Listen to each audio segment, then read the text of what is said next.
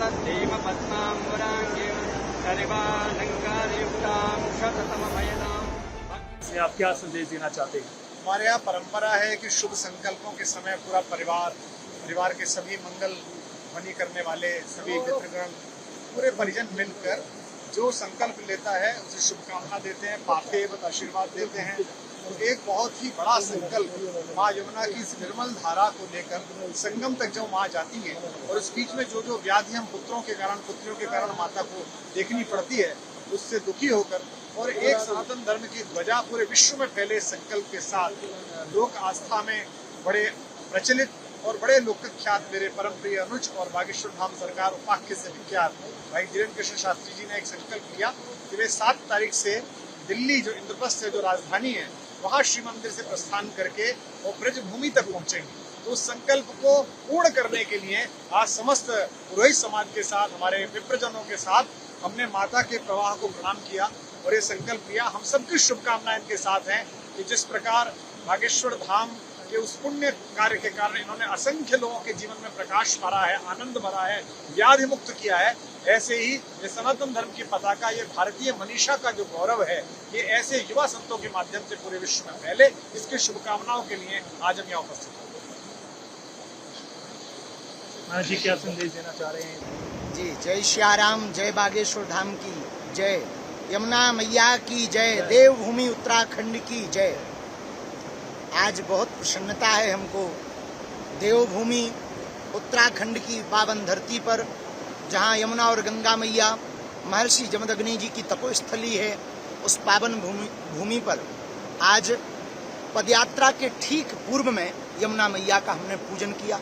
वो पया स्वरूप भगवती का, यमुना मैया का एकदम निर्मल, एकदम अभूतपूर्व कंचन सा जल, यमुना मैया का ये स्वरूप देख करके हमारे मन में एक भाव आया कि बताओ तो यहाँ यमुना मैया कितनी निर्मल है, पया स्वरूप है, और व्रज क्षेत्र में और दिल्ली इंद्रप्रस्थ नगरी में देखो यमुना जी का क्या स्वरूप है। ये देख करके मन एकदम बैठ सा गया।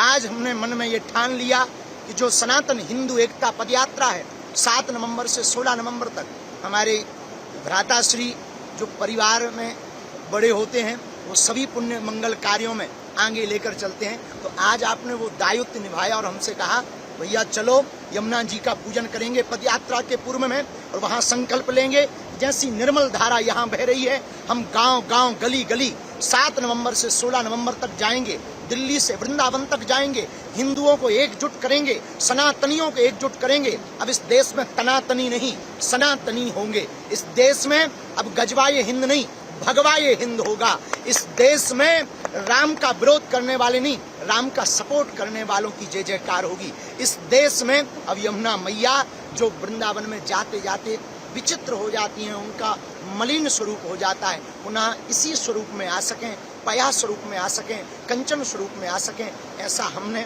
और हमारे भ्राताश्री ने आज प्रण लिया। समस्त पुरोहित समाज ने संकल्प दिलाया, पूजन किया। समस्त भारतीयों को आह्वान है 7 नवंबर से 16 नवंबर तक दिल्ली से जो वृंदावन तक की पदयात्रा है उसका आज आह्वान हो चुका, और हमने तो प्रण ठान लिया, हमने तो मन में मान लिया, हमारे तो रंग रंग में हिंदू है। हमने तो यमुना मैया के किनारे बैठकर संकल्प ले लिया, रुकेंगे नहीं, झुकेंगे नहीं, छोड़ेंगे नहीं, जो छेड़ेगा उसे छोड़ेंगे नहीं। और अब तो हमारे भ्राताश्री आगे आगे चल रहे, हम इनके पीछे पीछे चल रहे हैं। और परिवार का मतलब ही होता है जो प्रत्येक अच्छे भले बुरे में आगे आकर के मार्गदर्शक बन करके आवे। आपने कहा 7 नवंबर को जो पदयात्रा प्रारंभ हो रही, उसके पहले यमुना मैया के पास चलना है, वहां हम दोनों पूजन करेंगे, फिर आप पदयात्रा प्रारंभ करना और देखना भारत में एक नया इतिहास लिखा जाएगा, नया इतिहास गढ़ा जाएगा। और हमें भरोसा है, हे यमुना मैया, जैसी आप यहाँ कंचन सी बह रही हो, हम समस्त हिंदुओं से प्रार्थना कर रहे, हम चाहते हैं जैसे पया स्वरूप यहाँ बह रहा, ब्रज में भी ऐसा ही स्वरूप यमुना मैया का बहे। बागेश्वर धाम की, यमुना मैया की, समस्त ब्रजवासियों की, हर हर महादेव।